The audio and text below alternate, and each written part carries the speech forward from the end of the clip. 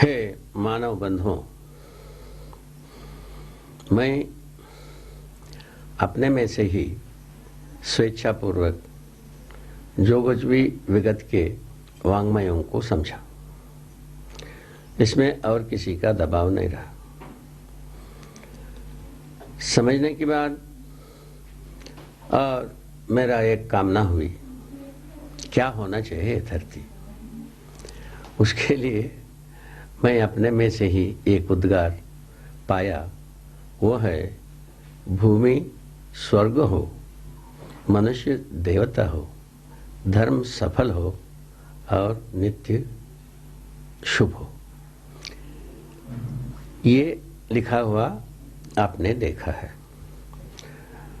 भूमि स्वर्गताम यातु मनुष्यो यातु देवता, धर्मो सफलताम यातु नित्यम यातु शुभोदयम। ये लिखी हुई पट आप लोगों ने देखा।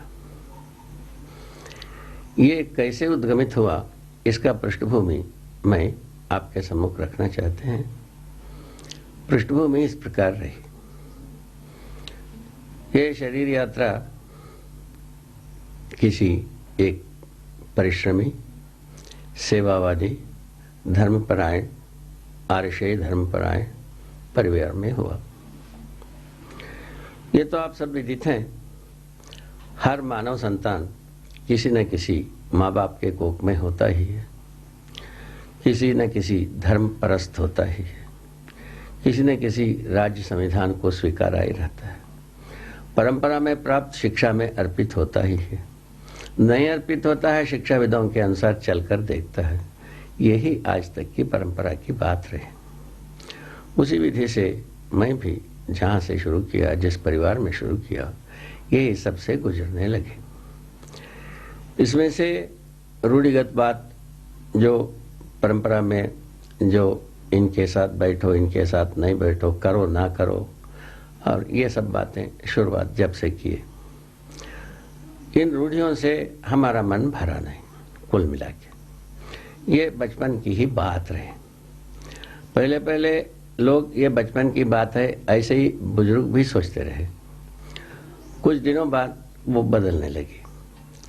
दृष्टियाँ, मुद्रा, भंगिमा, त्योरी सब बदलने लगे। लगा मुझको कि हमारे बुजुर्ग हमसे प्रसन्न नहीं है।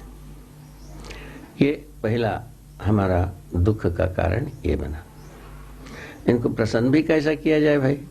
जैसा ये कहें वैसे ही करें, तो भी हम कसौटी लगाने लगे। क्या है सब दिन सब समय क्या ये प्रसन्न है? ऐसा मुझको दिखा दे।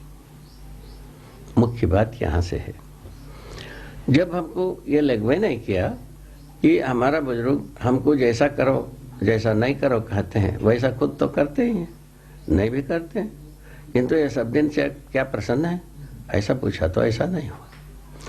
जबकि उनसे ज़्यादा जो आर्षेय वांग्मय के विद्वानों को कहीं पाया नहीं जा सकता।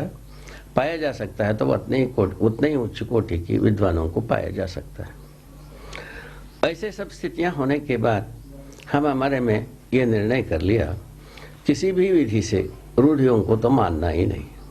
ये एक प्रकार से प्रतिज्ञा सी होने लगी, और उसका कारण दूसरे जुड़ गई तो हमारे बुजुर्गों ने हमको समझा नहीं पाते थे। कुल मिलाकर इतने ही रहा। जितना जितना बार वो विफल होते रहे, उतना ही हमारा अहमता बढ़ता गया। ये हमारा अहमता बढ़ने की बात और जो रूढ़ियों से ना जुड़ने की बात, ये सब चीज एक साथ चलती आई। इस क्रम से चल के हम क्या करता, अब बड़ों ने, बुजुर्गों ने ये दावा करने लगा, ये कुछ समझा नहीं है, वेदांत को समझा नहीं है, वेद को समझा नहीं है, शास्त्र को समझा नहीं, दर्शन को समझा नहीं है। ये अपने आप में स्वयंभू के रूप में ये हर रूढ़ियों को, हर बातों को ना करो बातों को नकारता है।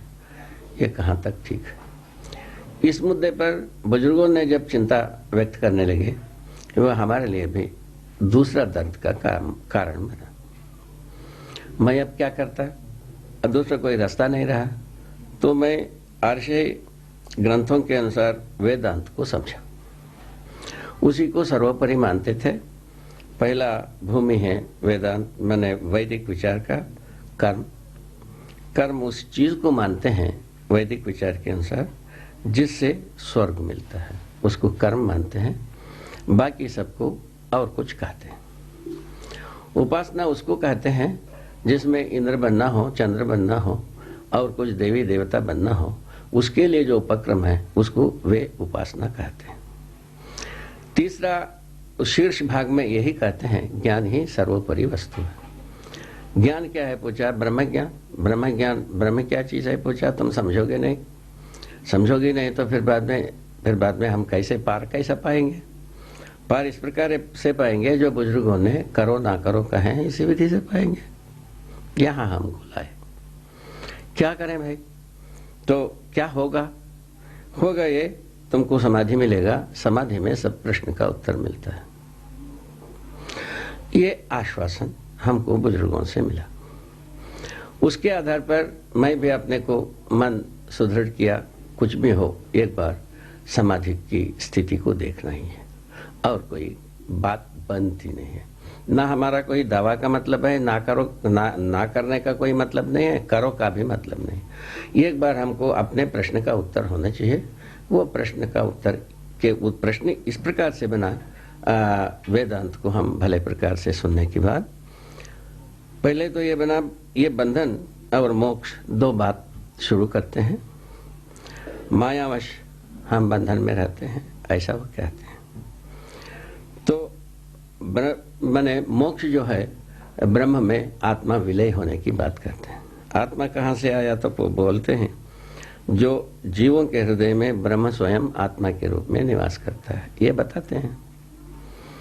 ये बताने के बाद कई को बैठ गया, जबकि जीव जब मुक्त होने के लिए अर्थात आवागमन से माने स्वर्ग नरक से यदि मुक्त होने के लिए यदि आत्मा ब्रह्म में विलय होना ही है, पहले जब जीव हुआ था उस समय में तो उनमें कोई आत्मा नहीं था, फिर ब्रह्म उसके अंदर घुसने की क्या जरूरत थी? क्या ब्रह्म ज्ञान यदि परिपूर्ण है, वो ब्रह्म ज्ञान में ब्रह्म में ही वो चीज नहीं है तो क्या होगा?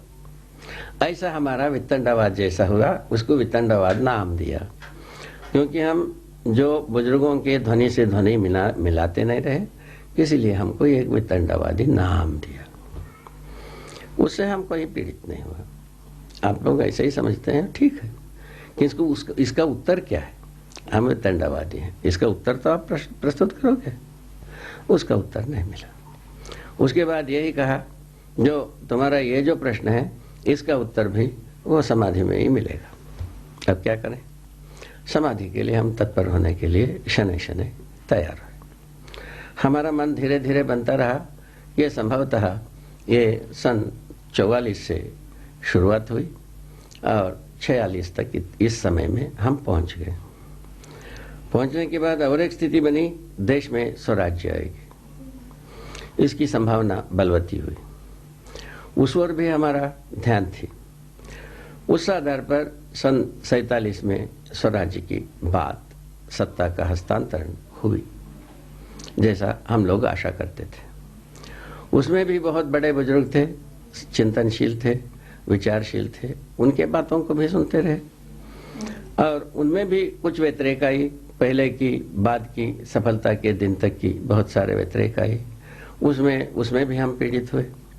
उसके बाद और एक आशा लगी, अब हमारा एक संविधान बनेगी, उसमें शायद है सही मनुष्य का मूल्यांकन की व्यवस्था रहेगी, ऐसा हम सोचता रहा। मैं अपने तरफ अपने से ही अपने स्वयं स्फूर्त विधि से सोचता रहा। हमारे साथ और भी मित्र थे, वो भी ऐसे ही सोचते रहे। हम लोगों का ऐसा 2, 4, 10 व्यक्तियों का ऐसा मन थी, तो ये संविधान से कहीं ना कहीं मार्गदर्शन मिलेगा।